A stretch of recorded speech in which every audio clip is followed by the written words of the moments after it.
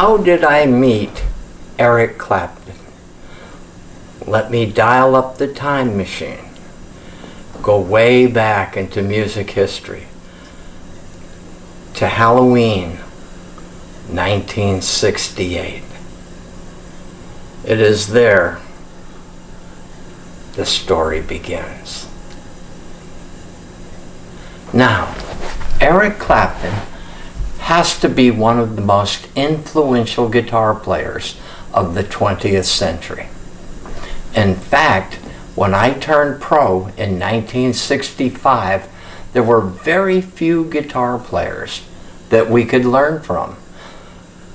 The Beatles, the Animals, the Kinks, the Stones, and the Yardbirds were about all that we had to draw on. The Ventures and that twangy-wangy sound, that wasn't for real guitar players. It was probably 1966 when the rhythm guitar player from my band, the Oxbow Incidents, had me out to his house on a Saturday afternoon, and he pulled out John Mayall and the Blues Breakers with Eric Clapton. We spent the whole weekend trying to learn how to play Hideaway. It turned us on so much. Well then, in 1966, my bass player, Jim Carr, brought in the Fresh Cream album to my home room. He said, "Look at this." I said, "Wow, let's go check it out." So after school, we went to his house and put it on the record player, and it blew our minds. Clapton had gone from this very disciplined guitar player in the Yardbirds, but as soon as For Your Love came out, he knew he didn't want any part of that pop stuff. So he joined John Mayall and the Blues Breakers and really started to hone his blues skills. He loved B.B. King, Freddie King, and he studied the blues masters from America. Robert Johnson was one of his mentors. By the time Disraeli Gears came out, Sunshine of Your Love was actually on the AM radio, and it was a hit. And every guitar player had to learn that solo. Let's listen to it for a bit right now.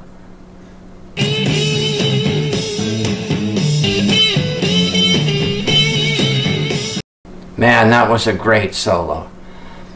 So as time went by, Eric was probably the guitarist that I studied the most.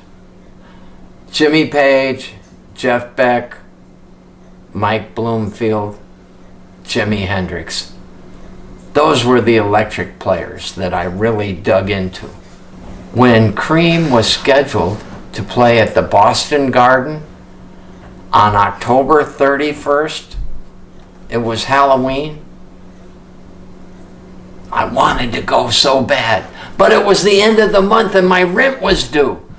So I had to pay my rent, and I got up early the next day, November 1st. It was a Friday, and I was walking along Beacon Street.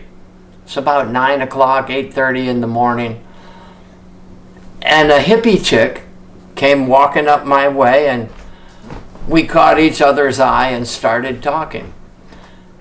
Now, this generation that I was in at the time, the flower power, free love, peace, make love, not war, all of that was true. Everybody my age, well, not everybody, but quite a few people my age had that mindset. So when I met this girl, we started talking. It was right on the corner. I had just crossed the street, and off to the side, just before the first apartment complexes started, was a little grassy area, maybe 50 feet by 20. So I said, "Hey, you want to smoke a doob?" And she said, "Yeah, let's get high." So we started smoking, and she was wearing this very cool fringe leather jacket. Now, I had seen pictures in magazines of Eric Clapton recently wearing a jacket that looked just like that. And she said, "What are you doing up so early?"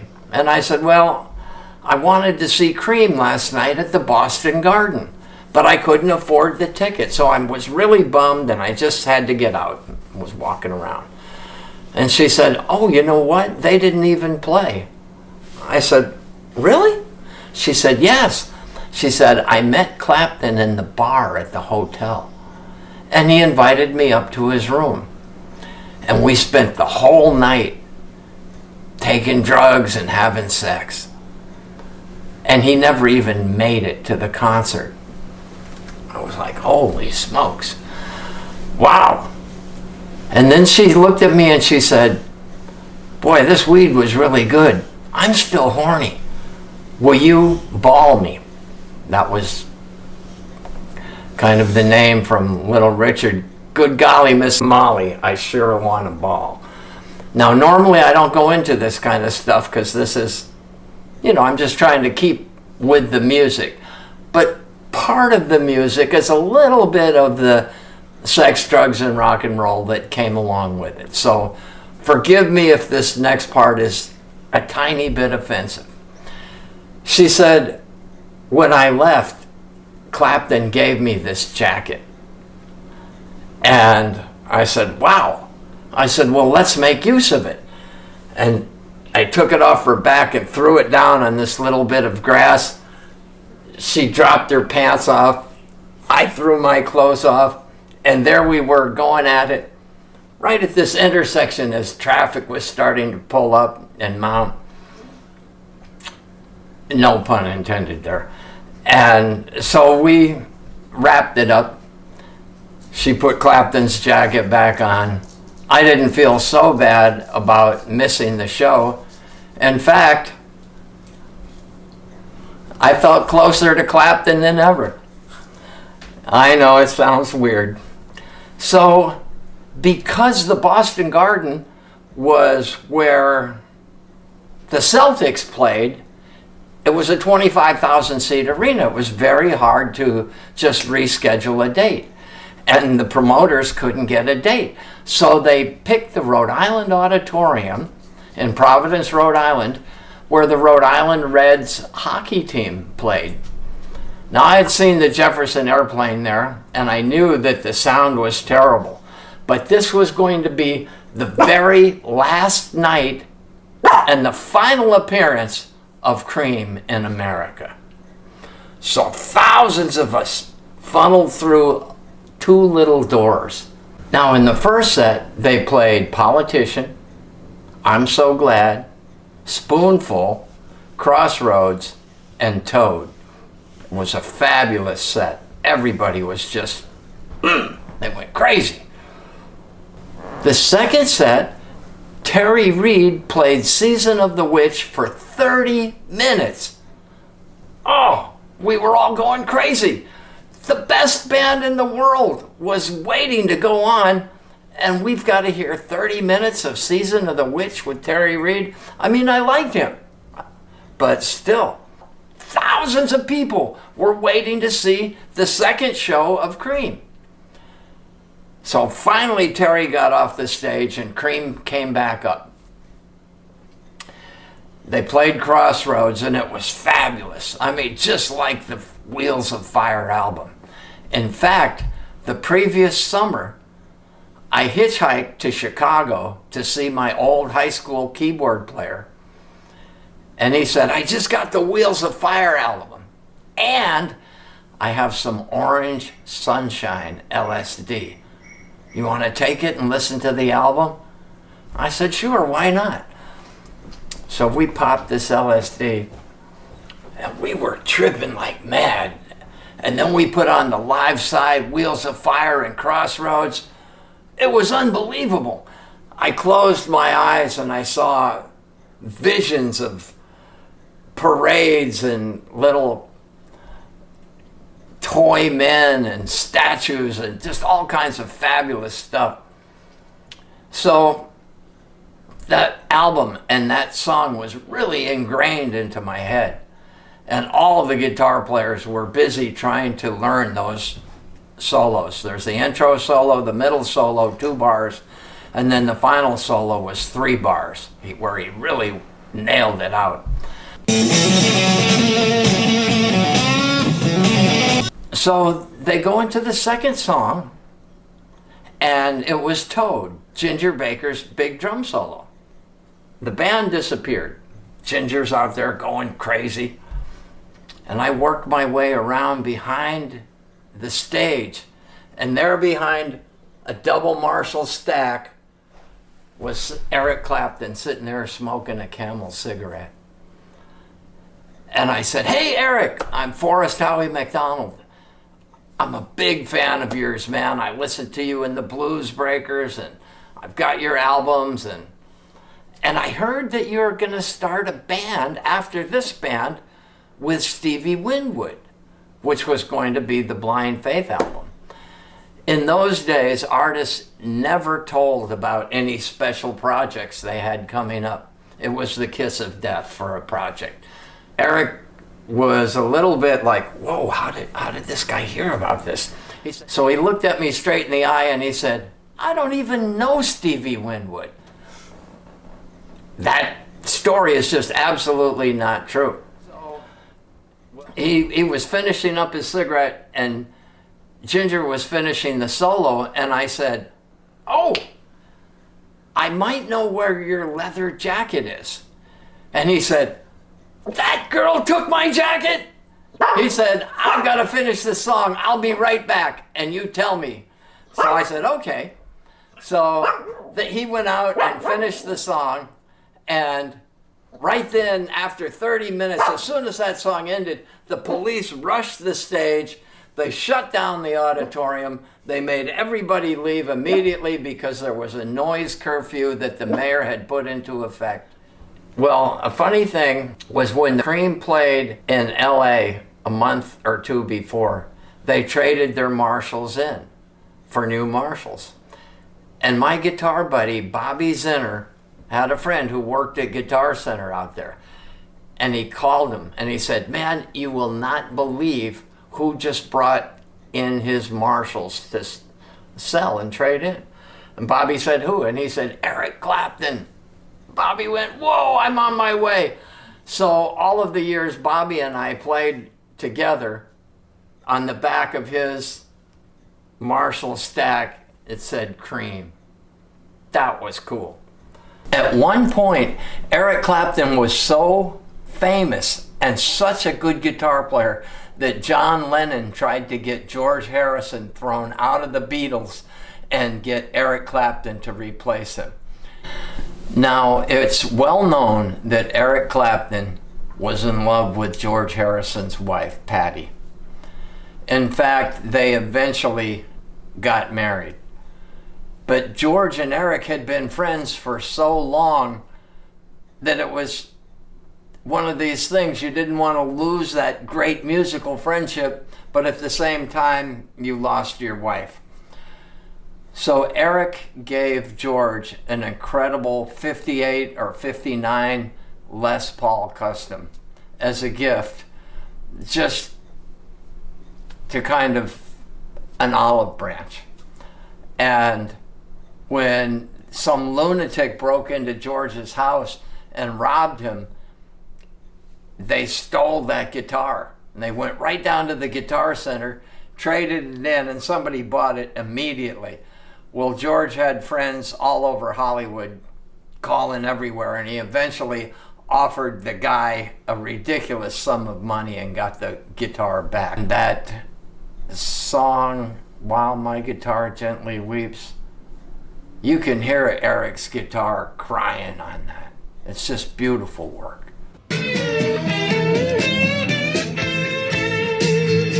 In 1970, the Allman Brothers were playing a concert in Florida, in Miami, and Dwayne looked out on the grass and he saw Eric Clapton sitting there with a few of his friends. And he went over to Greg in the middle of the song and he said, "Is that you-know-who sitting out there?" And Greg said, "Yeah, it is." So when they finished their show, Eric came backstage and he introduced himself to Dwayne and he asked him to play on the Layla sessions. So Have You Ever Loved a Woman was one of the greatest, in my opinion, blues solos of all time.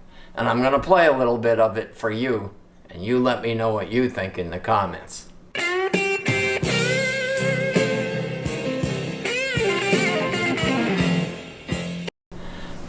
But Eric wasn't content just to stay in the blues idiom. Ocean Boulevard showed where he started branching out. I Shot the Sheriff, a reggae song. Eric Clapton, could you believe it? But he did it so well.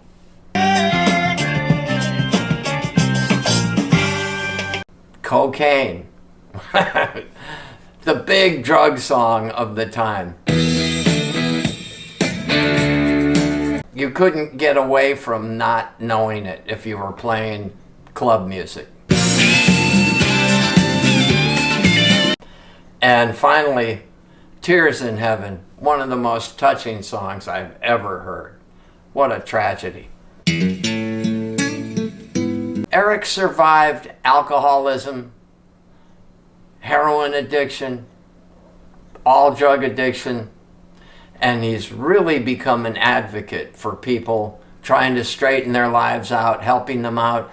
And the Crossroads festivals, if you haven't seen them or don't own them, you owe it to yourself to buy 2 or 3 or however many of them there are, because he pulls in some great talent to see them all together. Eric survived alcoholism, heroin addiction, all drug addiction, and he's really become an advocate for people trying to straighten their lives out, helping them out.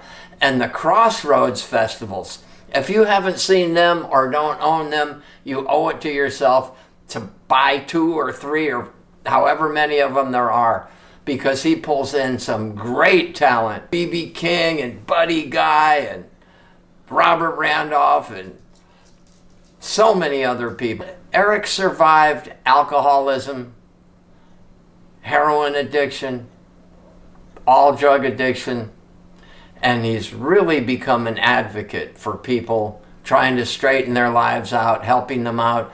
And the Crossroads festivals, if you haven't seen them or don't own them, you owe it to yourself to buy 2 or 3 or however many of them there are, because he pulls in some great talent. It's just, Eric survived alcoholism, heroin addiction, all drug addiction, and he's really become an advocate for people trying to straighten their lives out, helping them out. And the Crossroads festivals, if you haven't seen them or don't own them, you owe it to yourself to buy 2 or 3 or however many of them there are, because he pulls in some great talent, an absolute treasure. So please add that to your collection. Now this is my dog Dolly. She's my little girl, and she's in almost every one of my videos. I hope you like this video and my personal tribute to Eric Clapton, one of the finest musicians who ever picked up a guitar. Now, if you enjoyed the video, please hit the like button, subscribe, and hit that bell if you want to get a notification of the next video. In the meantime, I'll see you next time in Storyville. Take care.